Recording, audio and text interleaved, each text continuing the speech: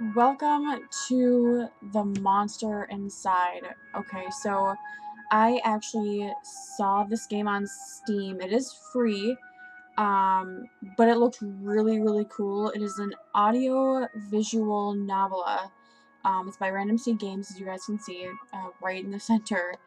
I haven't read much about the game. I did look a little bit up, like, on Steam when I was looking at the pictures and everything, so I'm hoping it's a really cool experience. Um, it didn't seem like a horror game, but it's an audio-visual game, so there could be jump scares. I'm not 100% sure. But here we go.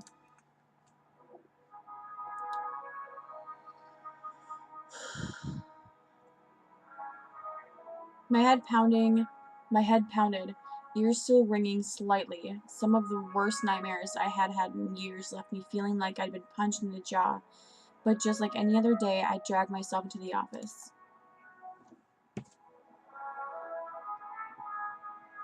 There was another notice on the door from Mayor Vanetti's office.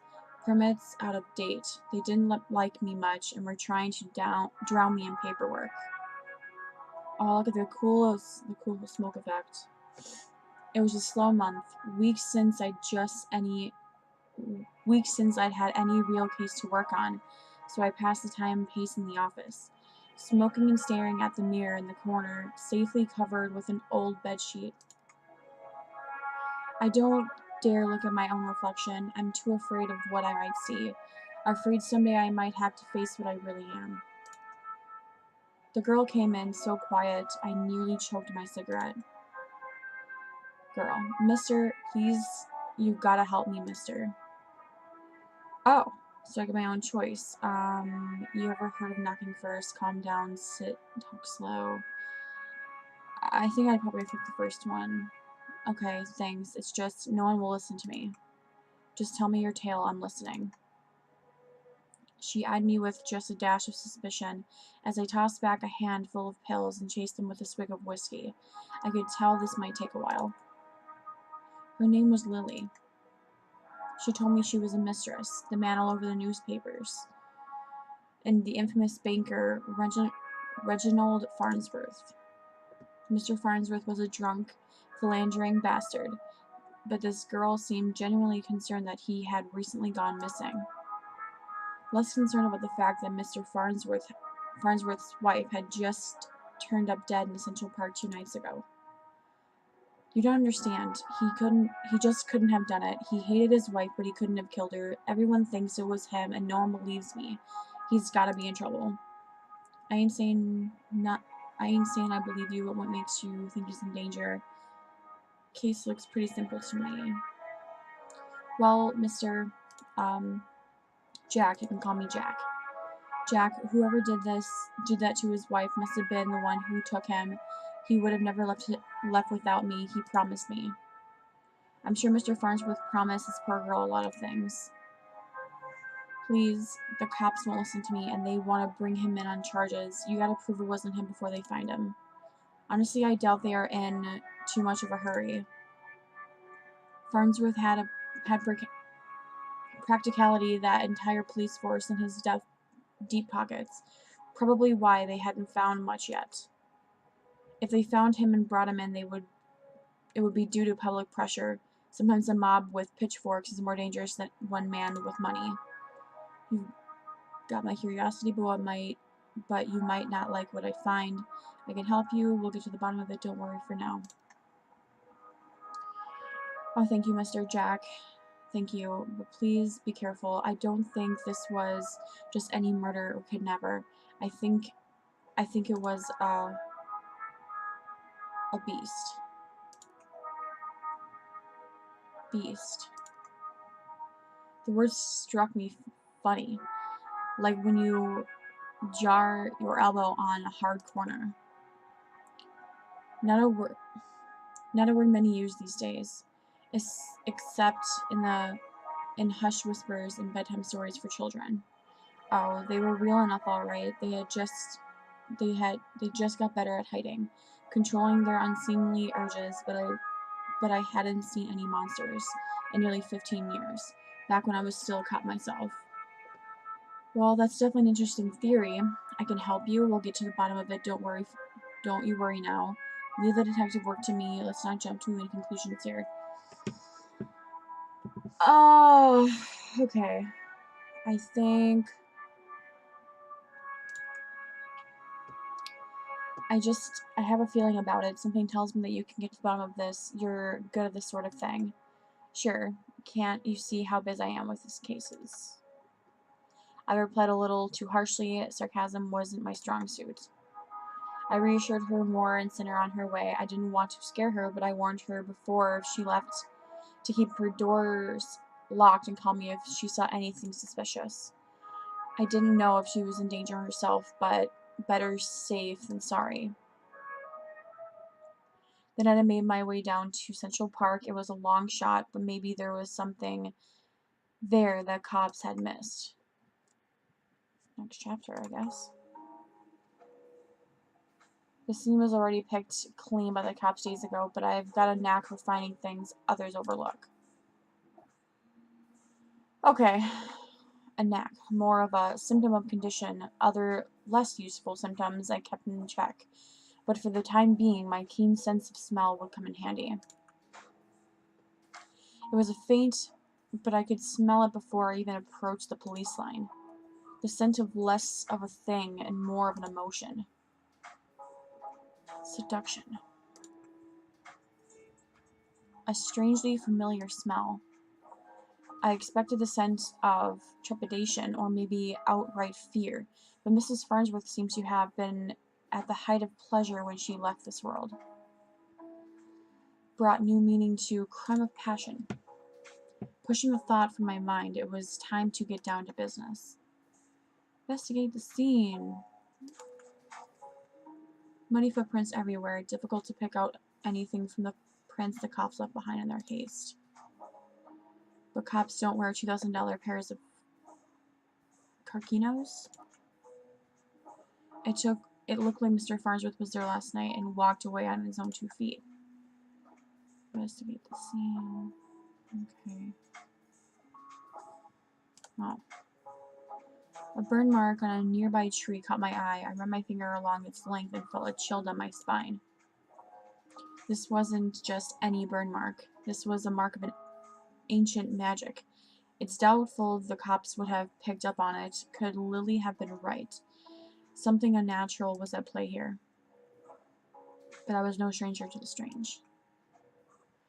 After looking around for a while longer, I realized the park had given up all it was hiding from me, so I trudged back to my apartment and my head hit my pillow like it owed me money. Wow. Chapters are kind of short.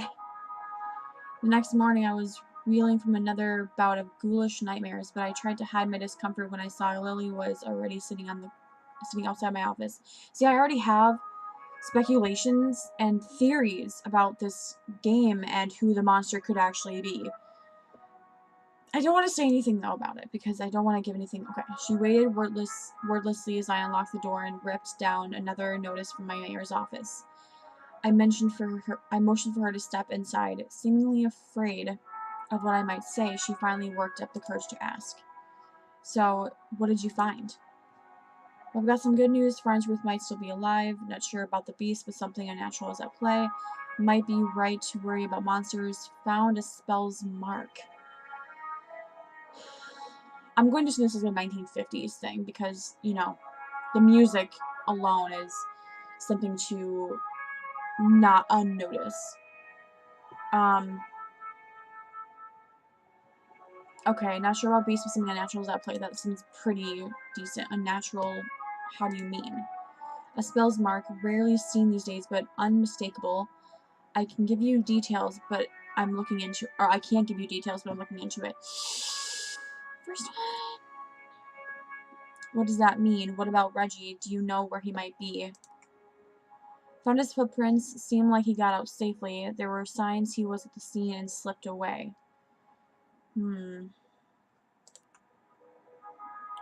My tone was indifferent towards her as I turned and grabbed a bottle from my desk drawer. A dryness in my throat made it difficult to swallow my meds. But you don't know where he went? Do you think the news this morning is related? What news is that? Haven't you heard? Yeah, but maybe you should tell me more. Tell me what you know. Nope, rough night followed by a rough morning. That sounds like me. They found the police chief's wife dead down by the docks. They say it might have happened last night. Let me guess, Chief Amado is missing too. My face might have betrayed a hint of satisfaction as she confirmed my suspicions, but it faded quickly. Amado was a shit cop and a shit chief. He was half the reason I left the force, but now his wife was dead, and I had more questions than I did the day before. My gears in my head started to spin, which wasn't helped by the splitting pain in my temples. I told Lily I needed to work, and she left slightly dejected, wanting more answers than I could provide. The night after the cops had cleared out of the docks, I would slip down and see what I could uncover concerning Mrs. Amado's untimely demise. So many chapters already. The cold air smelled strongly of salt and oil, and could it be? That smell again, like someone had bottled pure aerosol and used it as perfume. It hit me like a long-forgotten memory, but the sensual fumes soon gave it to a rush of adrenaline. I knew exactly what the scent reminded me of, and that scared me more than anything of not knowing. I looked down at my hands, shaking, the nightmares, the headaches. No, I was better now, reformed. I had to focus, no jump into conclusions, follow the evidence. Investigate the scene. Missing board, chain. Red Phoenix cigarettes. What? Same shitty brand I smoke every day. Everyone's got their vice.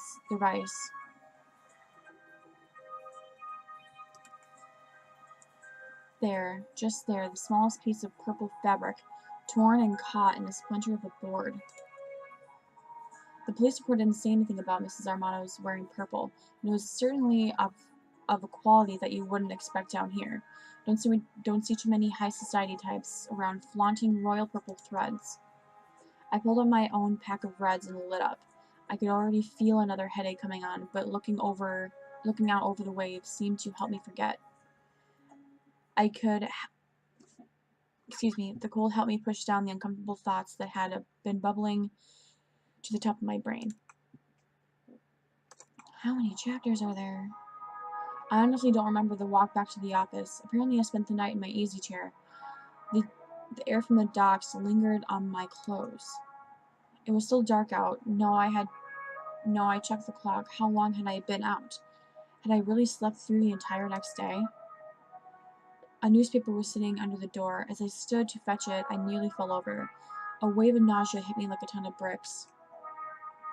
I steadied myself and regained my composure, but before I even picked up the paper, I could already read the headline. Mayor missing. Wife founded. 2 cases is a coincidence, 3 is a pattern. The cops would come asking questions soon. They knew I had a history of antagonizing all the victims. I stumbled to my desk and slammed back 3 days' worth of inhibitor pills. I couldn't take any chances. I had to investigate the scene to be sure. I threw my jacket and went to the door. Lily caught me off guard on the other side. Jack, where are you off to? I've been trying to reach you all day. I'm sorry, Lily, but I don't have time to talk. I have to go. I've just been busy. I'm off to Mrs. Vanetti's crime scene. Crime scene? Okay, but we need to talk when you get back. Stay safe. She gave me a soft kiss on the cheek as I rushed off. Part of me wanted to stay and tell her it would be okay, but it would be a lie. Why did she kiss him on the cheek? We don't even know each other. The change in music. I have to say, the visual aspects of this game are completely amazing. And it's so simplistic that it makes me wonder why they didn't go in more detail. But the storyline itself makes it so much better because you can actually, it's like reading a book. When you read a book, you can visualize everything, which is why I like reading, but I also hate reading because it takes up too much time because I'm a slow reader. The alley was located just behind the high-rise apartments where Mayor Vanetti and his wife lived. I could tell the police were spooked now. The crime scene was even sloppier than the last. They hadn't even bothered to submit the trash into evidence. Investigate the scene. Only said trash. Why wouldn't they at least look through the dumpster? It seemed untouched. No one wants to do dirty work. But I know how to find the good stuff. It really doesn't take long if you know what you're looking for. Lightweight bags usually mean someone was dumping documents. If you were lucky, they didn't bother to shred them. Jackpot. Shell companies, shady stock trades, bribes. I knew Mayor Venetti was crooked, but this is unbelievable. And there was more. Letters between Mayor Venetti and Chief Amato talking about me. How they were trying to get me to shut down. They didn't like me snooping around crime scenes all the time. Well, they weren't here to stop me snooping around this one. Investigate the scene. Doors open. Venetti's car. If he's still alive, why wouldn't he have left in his car? It didn't make any sense. I honestly wasn't too motivated to find him, but the stakes were too high, and my bet was edging towards the unthinkable. As I searched around for anything that might assuage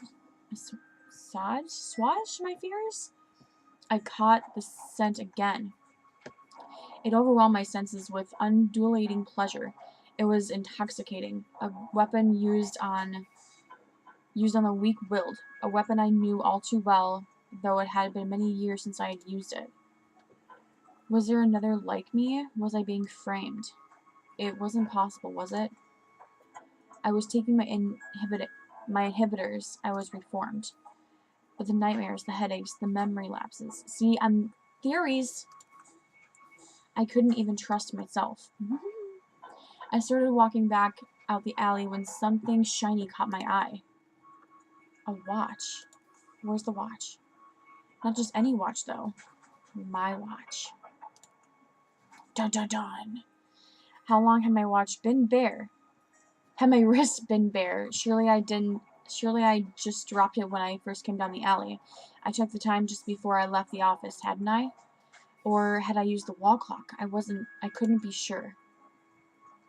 I couldn't be sure of anything. So I ran. I don't know why I ran back to the office. The cops would probably show up any minute to knock the door down and cart me away. They would put it all together before too long. Maybe it would be the best for everyone if I simply faced my own reflection. But Lily was still there waiting for me. Jack, what's wrong? You look like you've just seen a ghost. My own ghost came back to haunt me from the past. You're not making any sense, Jack. Come sit down. You don't understand. You're not safe around me. I took a good last look at her as I prepared to shove her out the door. I noticed she was wearing the same thing she had when she first came to my office 3 days ago. A beautiful purple dress. All that I hadn't really noticed before, but it made her seem out of place, out of time. And it was frayed around the edges, torn in places. My chair caught my fall as my knees failed me. It was you. You are the monster. Succubus. My theory was wrong, guys. Oh, Jack, we are the one and the same. You and I, we are both monsters. I'm simply more honest with myself. There's no such thing as reformation. Those pills you take only make you dull. Beasts like us should never suppress our true nature as you have incubus. Those men were probably dead too now I figured. She probably took them to her lair and harvested their seed. So you've done all this just to wake me up? You could say that, though it seemed enough just to have you doubt yourself. You believed you were still capable of such horrors, which means deep down you probably are.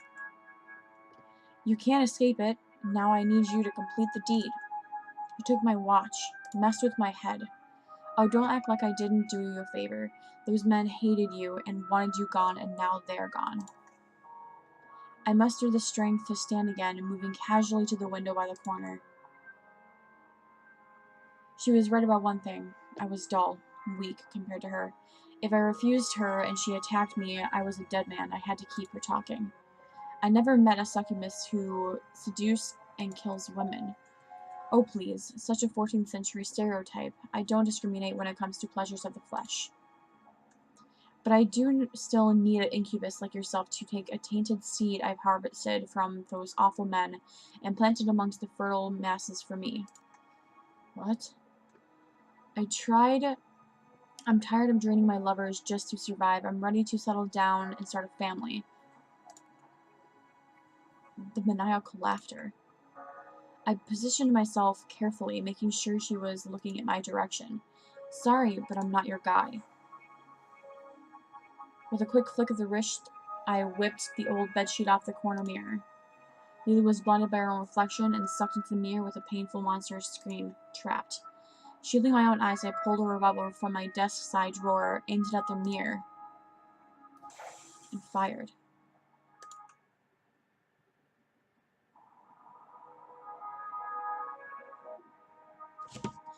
That's it? Wow. Okay. That was the monster inside. Only 7 chapters, but that was intense, right? That was intense. I know I messed up a couple times while I'm reading this, and I apologize for that. Hopefully I didn't do a horrible job at it. But this game was great. It had a lot of things to it. And normally I'm not someone who likes to just read and read and read games. I hate those kind of games on my phone. I like casual stuff, you know, flicking my fingers and throwing things through my phone screen. Like, I like those kind of games. But this game was great, and it was great in the fact that it was black and white. It had that 50s vibe. It didn't have too much. It was very simplistic. It was very minimalist in the way they designed the graphic scheme for this game. If you guys want the game, I will put the link in the description below. And yeah, just I encourage you guys to play this game for yourself. Maybe if you choose that are different options, because it is a point and click style type of game too, instead of just a visual audio thing. You guys might have a different outcome, possibly. But yeah, that was The Monster Inside, guys. Thanks so much for watching.